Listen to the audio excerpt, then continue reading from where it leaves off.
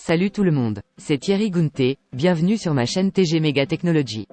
Dans la dernière vidéo nous avons cité quelques domaines d'application de l'intelligence artificielle dans divers secteurs d'activité et aujourd'hui, nous allons parler spécifiquement de l'apport de l'intelligence artificielle dans le domaine de la santé.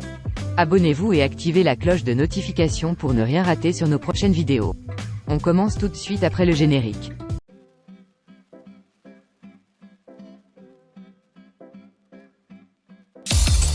Les technologies de pointe transforment notre monde et nos vies de manière exponentielle. Les machines deviennent de plus en plus puissantes et rattrapent l'intelligence humaine pour repousser toutes les frontières de l'innovation. Mais comment comprendre ce monde technologique sans limite? Il existe une clé, un langage pour communiquer avec les machines. Le code. Celui qui maîtrise le code, maîtrise les machines. Ouvrez les yeux et relevez tous les défis pour votre futur et celui de l'humanité. Apprenez le code. Progressez, créez, inventez, codez.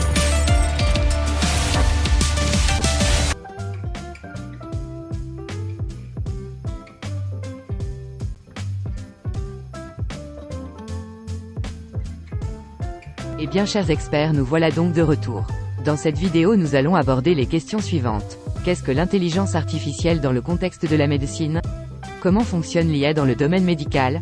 Quelles sont les applications de l'IA dans la santé? Comment faire évoluer le secteur sanitaire en Afrique? Eh bien chers experts, continuez de regarder la vidéo car par la suite nous allons faire le classement du top 5 des pays africains les plus avancés dans la santé et nous terminerons cette vidéo par les conflits entre l'IA et les professionnels de la santé.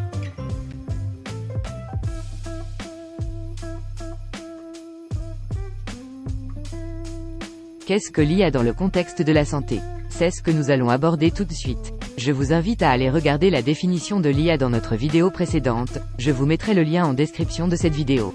Pour ramener le concept d'intelligence artificielle dans le contexte de la santé, la recherche médicale vit une révolution numérique liée à l'abondance de données et à notre aptitude à les collecter, à les stocker et surtout à les traiter. Ces possibilités sont liées aux capacités des ordinateurs qui sont aujourd'hui quasi illimitées. Ils peuvent analyser des milliards d'informations à une vitesse considérable et comparer une multitude de paramètres, alors que le cerveau humain reste très limité en termes de tâches à exécuter simultanément. Ainsi, associé à l'expertise des médecins, le développement de l'intelligence artificielle est donc très prometteur en santé. Mais la question est, comment cela fonctionne? Dans le domaine de la santé, l'intelligence artificielle s'appuie principalement sur deux éléments importants, les algorithmes et les données massives ou big data.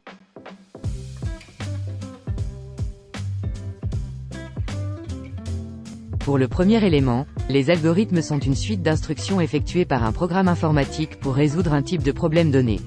Plus concrètement, ces programmes informatiques imitent des modes de raisonnement faisant appel à l'intelligence. Il y a les programmes d'IA où les tâches à effectuer ont été prédéfinies par l'humain.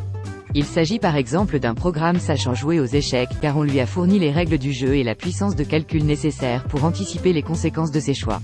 Il existe aussi des programmes d'IA avec apprentissage, où le système apprend par lui-même, pour peu qu'on lui fournisse les bons exercices et surtout les bons corrigés. Par exemple, si on fournit au programme une multitude de photos d'objets et leurs identifications associées, il pourra par la suite distinguer une voiture d'un avion sur n'importe quelle nouvelle photo. Certains programmes, si on leur fournit suffisamment de données, sont même capables de découvrir des rapprochements par eux-mêmes, sans aucune indication préalable. On parle alors d'apprentissage profond ou deep learning.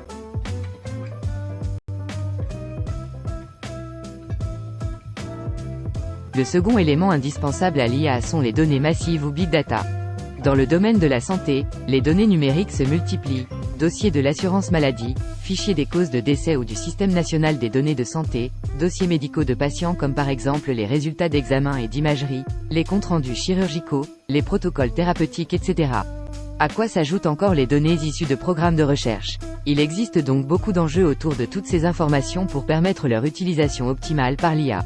Il s'agit notamment de s'assurer de leur précision, de leur représentativité de la vie réelle, mais aussi de la qualité de leur organisation et de leur partage, ce qui nécessite un juste équilibre entre confidentialité des données et accès à ces données.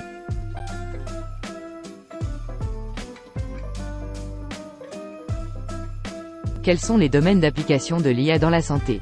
Dans cette partie je vais vous présenter quelques domaines spécifiques dans la santé que l'IA est en train de faire progresser. On commence par le domaine de la cancérologie. Selon le projet Consoreux, mis en place par Unicancer, le réseau des centres de lutte contre le cancer, a pour objectif d'organiser les données massives recueillies dans le domaine de la cancérologie. Il s'agit d'un système qui vise à collecter, analyser et structurer ces données. Associé à un moteur de recherche, il permet à des médecins d'identifier des patients répondant à des critères de recherche précis, de visualiser l'évolution de leur maladie et de leur traitement, de localiser des dossiers de cancer rares, ou encore de savoir si des cas similaires ont déjà été traités ailleurs. Ces données pourront ensuite être traitées par différents algorithmes. Pour les prises en charge, une équipe du Centre de recherche des Cordeliers à Paris a développé un algorithme qui détermine à l'avance les patients atteints d'un cancer du rectum, qui répondront complètement à la radiochimiothérapie, ce qui permet de leur éviter une opération inutile. De même, un programme d'aide à la décision thérapeutique pour la prise en charge de femmes atteintes d'un cancer du sein a été mis au point, sur la base des recommandations de bonnes pratiques mais aussi de l'expérience de toutes les décisions prises lors de réunions de concertation pluridisciplinaires. L'autre domaine dans lequel l'IA prend son essor est la santé cardiovasculaire. Une équipe de l'Université de Londres en Angleterre a développé par exemple un algorithme pour prédire le risque de décès après un infarctus du myocarde ou un accident vasculaire cérébral à partir de l'analyse des données d'imagerie par résonance magnétique du cœur. De même, dans le domaine de la transplantation, une étude internationale coordonnée par une équipe française a validé un algorithme universel de prédiction du risque de perte de rein greffé chez un patient transplanté. Une avancée pour améliorer le suivi des patients et optimiser le développement de nouveaux traitements immunosuppresseurs. En gynécologie, l'analyse des données d'imagerie médicale fait partie des champs les plus explorés par l'IA. Certains programmes d'envergure existent déjà pour permettre d'améliorer le suivi des grossesses. Intégrés à l'appareil d'échographie, ces programmes pourront suggérer en temps réel au praticien les images qu'il doit réaliser pour poser un diagnostic en cas de pathologie suspectée, afin d'optimiser une éventuelle prise en charge. Nous remarquons que l'IA est devenue un pilier incontournable dans le secteur de la santé. Cependant, il est à noter que de nombreux pays, notamment en Afrique, accusent un grand retard dans ce domaine, ce qui entraîne de nombreuses conséquences graves sur la santé des populations. La question reste de savoir pourquoi ces pays accusent-ils un retard et comment faire évoluer ces technologies dans le système sanitaire africain.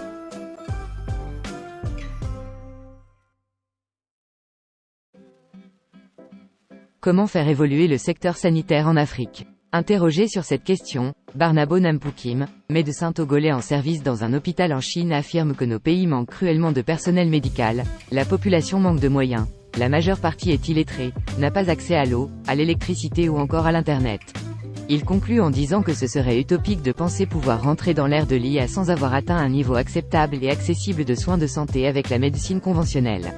De l'autre côté, Bernabé Batchakui, enseignant au département d'informatique à l'École nationale supérieure polytechnique de Yaoundé au Cameroun, préfère faire une analyse approfondie de la situation. Il introduit ses propos en disant « Au cœur de l'IA, il y a les données. Ceci n'est faisable que si nous disposons de l'infrastructure de stockage de ces données mises à la disposition de nos structures de soins de santé. Est-ce que si vous arrivez dans les hôpitaux de la plupart des pays d'Afrique subsaharienne 2 ans après vos soins ou une consultation médicale, on est capable de vous donner l'historique de ce qui s'était passé ? La réponse c'est non. Les analyses de ces deux experts nous laissent croire que le secteur sanitaire en Afrique n'a pas encore le niveau pour s'offrir les technologies de pointe dans ce secteur. Toutefois, selon l'indice de soins de santé dérivé d'une compilation des données fournies par l'Organisation mondiale de la santé, certains pays africains méritent d'être félicités par les améliorations qu'ils ont apportées dans leur système sanitaire.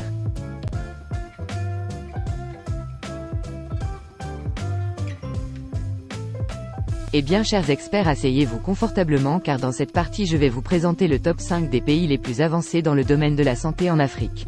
D'après l'Organisation mondiale de la santé, les 5 pays les plus avancés dans la médecine sont les suivants. En tête de ce classement nous avons l'Afrique du Sud. Selon les comptes rendus officiels, le pays compte près de 200 hôpitaux qui offrent des services comparables à ceux de l'Europe, d'Asie et d'Amérique. La Tunisie. Ce pays du Maghreb occupe la 2e place de ce classement. Elle dispose d'un système de santé publique financé par l'impôt et géré par la Caisse nationale d'assurance maladie qui fournit des soins à la majorité de la population. En 3e position nous avons le Kenya. Le pays dispose des meilleurs soins de santé en Afrique de l'Est. Il a bien progressé dans l'élargissement de l'accès aux services de soins de santé primaire, la gratuité des services de maternité, la suppression des frais d'utilisation des établissements publics de soins primaires et les subventions de l'assurance maladie pour les personnes âgées et à mobilité réduite. L'Algérie. Le pays dispose d'un système public de soins de santé qui est accessible et gratuit pour tous les citoyens. Le gouvernement finance le système fédéral de soins de santé. La 5e place de ce classement est réservée pour le Nigeria. Le système de santé nigérian est composé de 2 secteurs, public et privé. En général, le système de santé publique est de faible niveau à cause du manque de financement public et d'un niveau de personnel insuffisant. Cependant, les établissements de santé privés au Nigeria sont de haut niveau. Voilà donc la liste des 5 premiers pays africains qui ont été félicités par l'OMS. Si tout comme moi vous avez été choqué de ne voir aucun pays d'Afrique centrale dans ce classement, eh bien ne pleurez pas car seul le travail paye. Il faut d'abord selon moi prendre conscience des enjeux de ce secteur, se mettre au travail et surtout ne pas avoir honte d'imiter le bon exemple.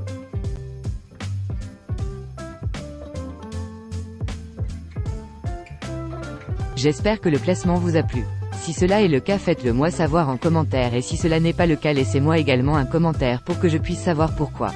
Dans cette partie nous allons parler des conflits entre personnel de la santé et l'intelligence artificielle. Bien que l'IA apporte des solutions remarquables dans le secteur sanitaire, elle soulève également beaucoup de questions. Les professionnels de la santé pensent que si l'on délègue à des machines des décisions habituellement prises par des médecins, ces derniers ne vont-ils pas perdre leurs compétences ? Autres questionnements éthiques soulevés par le CCNE, comment s'assurer, en face de systèmes aussi complexes, que le patient donne un consentement éclairé à leur usage ? Qui est responsable en cas d'erreur ou de dérèglement de la machine ? La gestion des données massivement collectées par ces systèmes inquiète. Que deviennent-elles et que reste-t-il du secret médical ? Enfin, la formation des médecins et soignants à ces outils ainsi que l'information des patients restent des sujets capitaux au cœur du développement de l'IA médicale. Voilà autant de questions qui inquiètent les experts du domaine de la santé. Et pour ma part, je pense que toutes les parties prenantes, à savoir les ingénieurs de l'intelligence artificielle, les experts de la santé et même les patients, méritent de s'asseoir pour trouver un accord en vue d'un bon usage de ces technologies.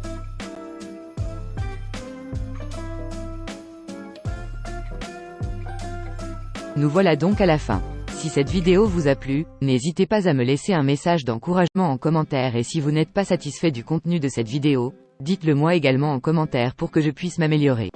Merci d'avoir regardé jusqu'à la fin. C'était Thierry Gounté, merci de t'abonner à ma chaîne, de liker et partager cette vidéo pour m'encourager à produire encore plus de contenu. On se retrouve à bientôt pour une nouvelle vidéo. Sur ce mes chers experts, je vous souhaite une bonne semaine.